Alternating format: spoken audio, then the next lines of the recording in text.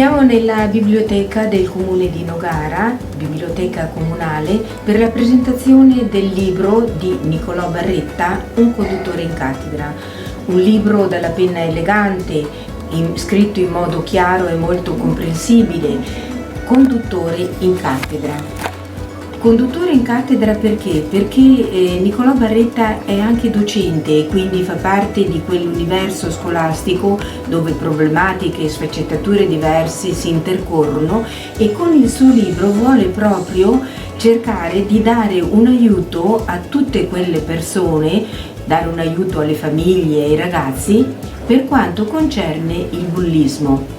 Questa piaga sociale veramente sconvolgente che prende i ragazzi ovviamente già da quando sono alle elementari, a volte a scuola, una forma di prevaricazione, una forma di demolizione di quella che è l'autostima del ragazzo, sicuramente una forma che cerca di devastare quella che è, diciamo, l'autostima, che è la personalità del ragazzo stesso o della persona che è stata designata, della vittima designata.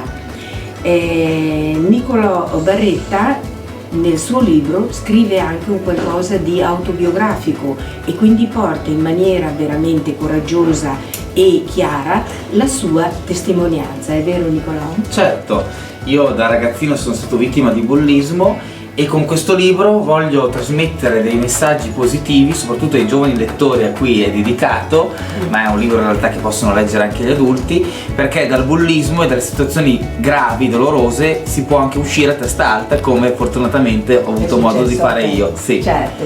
E quindi è un racconto carico anche di speranza verso un futuro che si spera sia migliore. Sia migliore.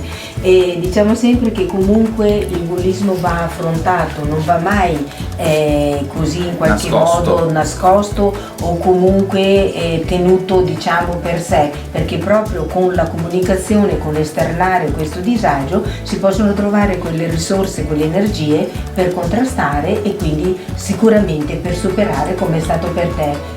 Certo, un invito che faccio a tutti quelli che stanno seguendo questa intervista è quello proprio di parlare quando ci sono situazioni di sopraffazione e prevaricazione, di avere la forza di parlare alle altre persone in modo che poi i ragazzi possano anche trovare qualcuno che possa credere in loro e che possa anche maturare una sorta di autostima che spesso le vittime di bullismo perdono. Certo. Il progetto che tu ci hai raccontato che stai intraprendendo credo che sia veramente importante e notevole, quindi un progetto che adesso anche tu andrai a spiegare proprio per ascoltare e per dare un aiuto tangibile, un aiuto costruttivo ai ragazzi. Certo, il progetto Bullistop è uno spazio di ascolto che ho aperto nella mia scuola a Mantova, la scuola Sacchi, dove da qualche mese ricevo sia coloro che hanno bisogno di confrontarsi perché sono vittime di bullismo, sia coloro che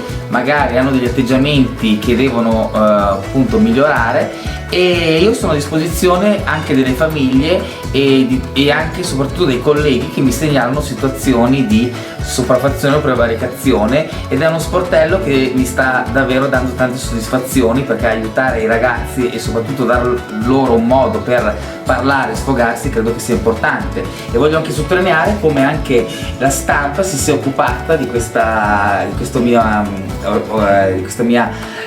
progetto, in quanto sia il Corriere della Sera e anche il giornale radio si sono interessati a questo mio progetto, quindi è molto bello veicolare anche questi valori positivi. Certo, benissimo, complimenti quindi per il tuo progetto, in bocca al lupo per tutto. Mille. E soprattutto un libro che possiamo dire che ha un'appendice operativa per la comprensione del testo, e quindi può essere anche adottato alle scuole proprio per aiutare i ragazzi che subiscono queste sopraffazioni, che subiscono queste prevaricazioni. Esatto, quindi io poi voglio concludere questa intervista con un'allegria, che è il motto di Mike Bongiorno, perché credo che nella vita bisogna anche trasmettere sentimenti e valori positivi, quindi allegria. Certo, grazie, veramente la positività sarà la nostra forza per reagire e per contrastare ogni cosa. Esatto. Grazie Nicola, veramente grazie.